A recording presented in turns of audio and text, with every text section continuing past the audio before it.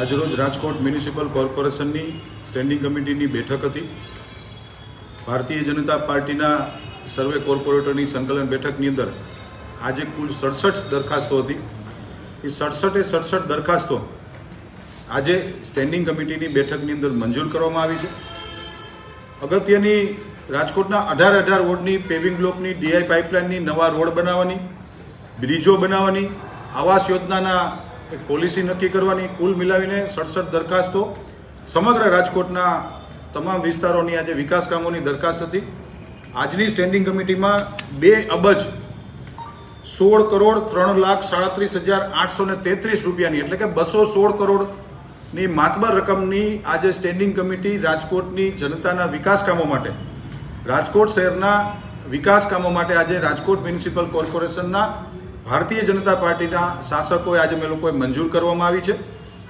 અગત્યની દરખાસ્ત, કોઈ પણ સિટી જ્યારે તમારું ડેવલપમેન્ટ થતું હોય ત્યારે એના રોડ, રસ્તા, ફ્લાયઓવર, બ્રિજોની આવનારા સમયની, વર્તમાન સમયની એને માંગ હોય છે. તેના ભાગરૂપે કાલાવા રોડ ઉપર મોટા મોવા સ્મશાનની આગળ જે સર્કલ આવે છે ત્યાં રાજ્ય સરકારની માનનીય ભૂપેન્દ્રભાઈ પટેલ, માનનીય મુખ્યમંત્રીશ્રીની ગ્રાન્ટ દ્વારા રાજકોટ મ્યુનિસિપલ કોર્પોરેશને ગુજરાતનો પ્રથમ આઇકોનિક બ્રિજ જે 3 લેયરમાં બનવા જઈ રહ્યો છે એની અગત્યની આજે ફ્લાયઓવરની એક દરખાસ્ત હતી. એ પણ ભારતીય જનતા પાર્ટીના સર્વે કોર્પોરેટરશ્રીઓએ આજે મંજૂર કરવામાં આવી છે. આ ફ્લાયઓવર બ્રિજ 30 મહિનાની અંદર એજન્સીએનું કામ પૂર્ણ કરવાનું રહેશે. 141 કરોડના ખર્ચે રાજકોટ મ્યુનિસિપલ કોર્પોરેશનના મોટા મોવા સ્મશાનની આગળનું જે ચોકડી છે આ સર્કલ ઉપર અમે લોકો બનાવવા જઈ રહ્યા છીએ, જેનું આઇકોનિક બ્રિજ તરીકે બહુ સારું બ્રિજ બનાવવાના છે, જે 3 લેયરમાં આવશે.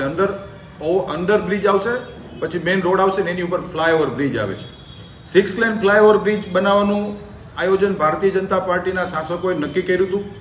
કારણ કે આખું રાજકોટ છે એ વેસ્ટ સાઇડમાં ડેવલપ થઈ રહ્યું છે.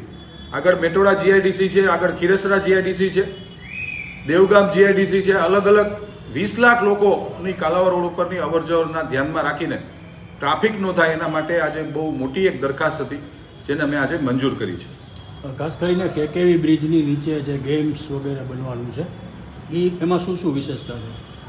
રાજ્ય સરકારની સૂચના મુજબ અમદાવાદ, સુરત, વડોદરા અને રાજકોટ જ્યાં સૌથી વધુ ફ્લાયઓવર બ્રિજો બન્યા છે, આ ફ્લાયઓવર બ્રિજની નીચે એક આધુનિક ગેમ ઝોન, એક અત્યાધુનિક રેસ્ટોરન્ટ, પાર્કિંગ, પછી સ્પોર્ટ્સ સંકુલ, cricket, basketball, box cricket, table tennis, આ પ્રકારનું બ્રિજની નીચેનું જે બ્યુટિફિકેશન કહી શકાય.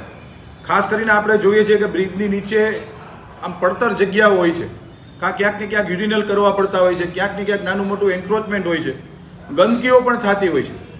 તો આ બધી વસ્તુથી નાબૂદ કરવા માટે રાજ્ય સરકાર શ્રી દ્વારા અમને સૂચનાઓ આપવામાં આવી હતી કે કાલાવા રોડ ઉપર કેકેવી બ્રિજની નીચે આમ આત્મીય કોલેજ સુધી એક આધુનિક આખું રેસ્ટોરન્ટ ને સ્પોર્ટ્સ સંકુલ બને જે બ્રિજમાં, એને ટ્રાફિકની સમસ્યા ન નડે એના માટે પે એન્ડ પાર્કની પણ અમે લોકોએ વ્યવસ્થા અને ડિઝાઇન બનાવવામાં આવી છે. એના માટે કેટલો ખર્ચ છે અને કેટલા સમયમાં થશે? અલગ અલગ ખર્ચની વાત કરું તો કુલ મિલાવીને આખા બ્રિજની નીચેનો ખર્ચ 1 કરોડની આસપાસનો ખર્ચ છે, જેની અલગ અલગ બોક્સ વાઇઝ આખી વ્યવસ્થા, પિલર વાઇઝ વ્યવસ્થા કરીને કુલ 1 કરોડની અંદાજિત ખર્ચમાં આ કામ પૂર્ણ કરવામાં આવશે.